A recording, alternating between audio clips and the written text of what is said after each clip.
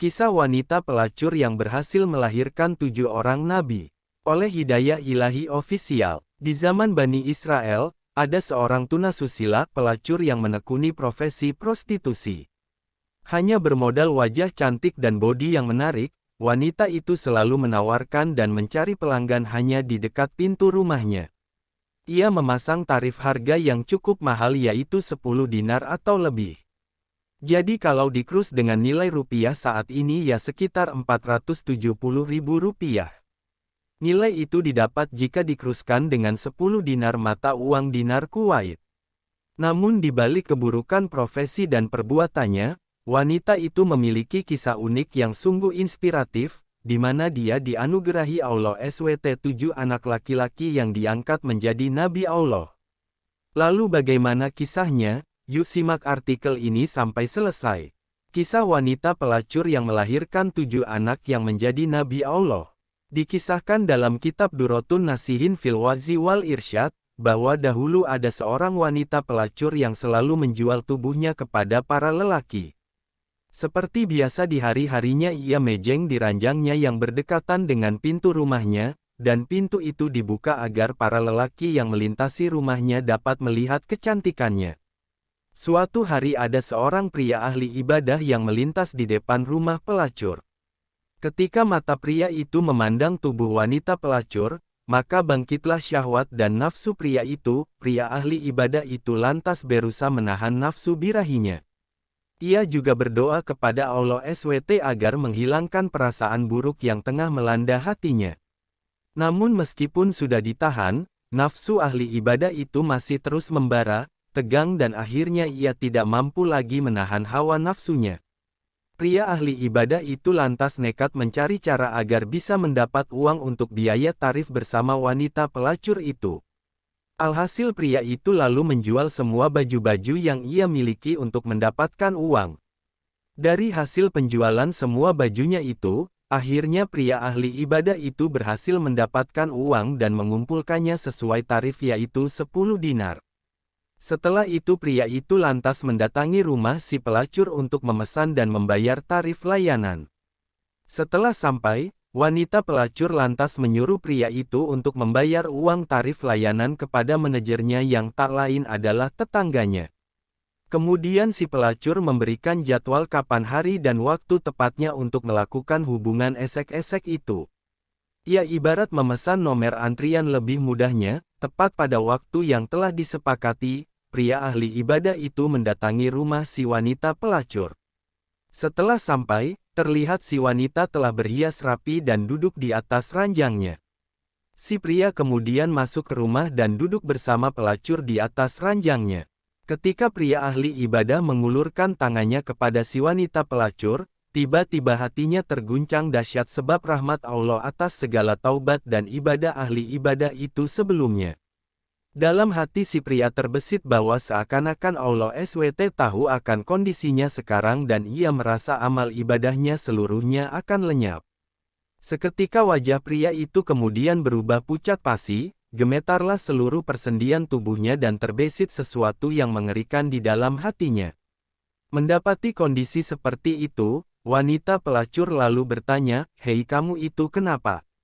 Si pria menjawab, "Sebenarnya aku takut kepada Allah, biarkanlah aku keluar saja." Dengan agak emosi si wanita membentak, "Sialan kamu. Banyak orang yang sungguh menginginkan apa yang kamu dapat ini, kamu ini sebenarnya kenapa?" Si pria ahli ibadah menjawab, "Sungguh sebenarnya aku takut kepada Allah, adapun uang yang sudah kubayarkan silahkan kau ambil saja, itu halal untukmu, biarkan aku keluar." Wanita pelacur lantas bertanya lagi, "Lah emang kamu belum pernah sama sekali melakukan hal ini?" Pria ahli ibadah menjawab, "Belum sama sekali." Si wanita bertanya, "Sebenarnya kamu ini dari mana dan siapa namamu?" Kemudian pria ahli ibadah itu menjelaskan siapa jati dirinya. Setelah mendengar alasan si pria, wanita pelacur lalu mempersilahkan pria itu untuk keluar. Pria ahli ibadah itu lantas keluar lalu menyumpahi dan mengutuk dirinya sendiri. Tidak hanya itu, ia juga menangisi dirinya sendiri akan perbuatan yang barusan ia hendak lakukan. Melihat kondisi pria itu yang sangat menyedihkan, timbul gejolak yang dahsyat dalam hati si wanita pelacur. Gejolak ini sebab berkah dari pria ahli ibadah itu. Hati si wanita pelacur serasa berkata, sungguh, pria itu untuk pertama kalinya hendak melakukan perbuatan dosa, namun rasa takut telah masuk ke dalam hatinya. Lah sedangkan aku, sudah begitu lama bertahun-tahun telah melakukan dosa. Padahal Tuhan yang dia takuti itu adalah termasuk Tuhanku juga. Dan seharusnya rasa takutku kepadanya harus lebih besar lagi. Kemudian turunlah hidayah Allah kepada wanita pelacur itu, ia lantas memutuskan kembali bertaubat kepada Allah.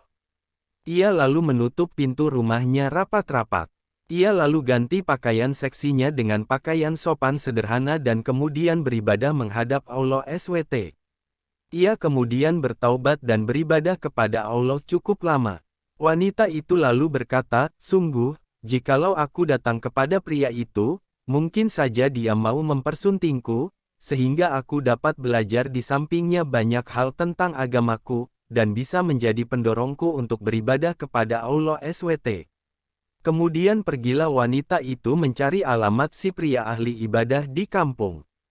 Ia pergi dengan membawa harta dan beberapa pembantunya. Ia lalu mencari-cari di mana alamat rumah pria ahli ibadah itu. Setelah sampai di kampung yang dituju, wanita itu lalu bertanya kepada warga yang dijumpai dan memperoleh informasi tentang di mana pria yang dimaksud berada.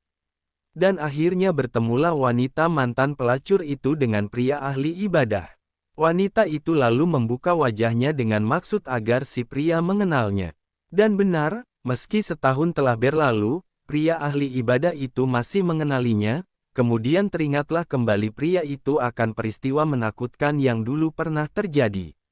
Bahkan akibat terkejut dan syok sebab kenangan buruk di masa lalu, pria ahli ibadah itu sampai menjerit histeris hingga nyawanya keluar dan meninggal dunia. Kematian pria ahli ibadah itu lantas membuat si wanita bersedih hati. Ia berkata, sesungguhnya ku berangkat ke sini demi bertemu dia, tetapi dia sudah mati. Apakah dia punya seorang keluarga di antara familinya yang membutuhkan seorang istri? Orang-orang di situ lalu menjawab, sebetulnya sih dia masih punya saudara yang solih juga, tapi orangnya melarat tak berharta. Si wanita berkata, oh ya, baik tidak masalah, aku masih punya cukup harta. Akhirnya saudara laki-laki si pria ahli ibadah itu lalu datang melamar dan memperistri si wanita mantan pelacur. Allah SWT kemudian memberikan kebahagiaan bagi rumah tangga mereka berdua. Tidak hanya itu, dari hasil pernikahan itu, mereka berdua kemudian dikaruniai 7 anak laki-laki, dan semua anak itu Allah angkat menjadi nabi-nabi di kalangan Bani Israel. Anugerah besar ini semua adalah barokah dari taubat yang sungguh-sungguh. Subhanallah, semoga kisah ini bermanfaat, wallahu a'lamu bishawab.